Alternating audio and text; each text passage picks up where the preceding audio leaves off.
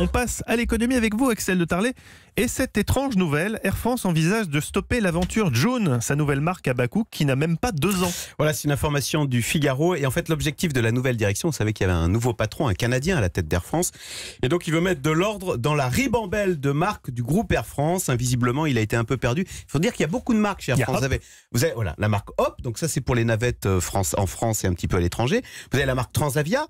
Ça, c'est pour les vols low cost un peu partout en Europe. Vous avez la marque Air France, bien sûr. Et vous avez en plus la marque Joon. Alors ça, on ne sait pas très bien ce que c'est. On nous dit que c'est une compagnie hybride. C'est-à-dire que c'est ni une low cost. C'est un problème de positionnement, je pense, parce qu'on ne comprend pas ce que c'est Joon, en fait, effectivement. Voilà, c'est le mot, rien que le mot, il est dérivé de John. Vous voyez. Mais c'est à la fois classe et low cost. Eh ben, écoutez, le nouveau patron, là, le Canadien, il n'a rien compris de ce que c'était que Joon. Donc, il veut arrêter Joon.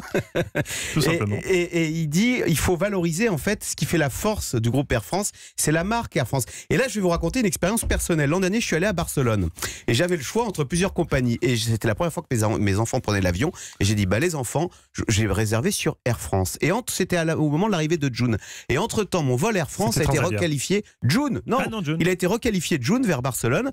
Et c'est vrai que mes enfants ont dit, alors, on devait voler sur Air France, on est sur Joon. Et j'étais très déçu. Non, mais pour dire que la marque Air France, vous voyez, elle véhicule quelque chose que ne véhicule pas encore Joon. Voilà. Mais alors, attendez, parce que nous, là, on parle, on dit, moi, je me permets de dire que c'est pas très malin de faire Joon, qu'on comprend pas le positionnement. Mais si l'ancienne direction d'Air France, qui s'y connaît un peu plus que moi quand même, en aérien, avait multiplié les marques, c'est qu'il doit y avoir une raison. Il y avait une stratégie derrière cette idée. Alors, la raison, elle est cachée, elle est un peu insidieuse. L'objectif, c'est de baisser les prix. Comme les salariés Air France sont très bien payés, qu'a fait l'ancienne direction d'Air France pour pouvoir avoir des prix plus bas?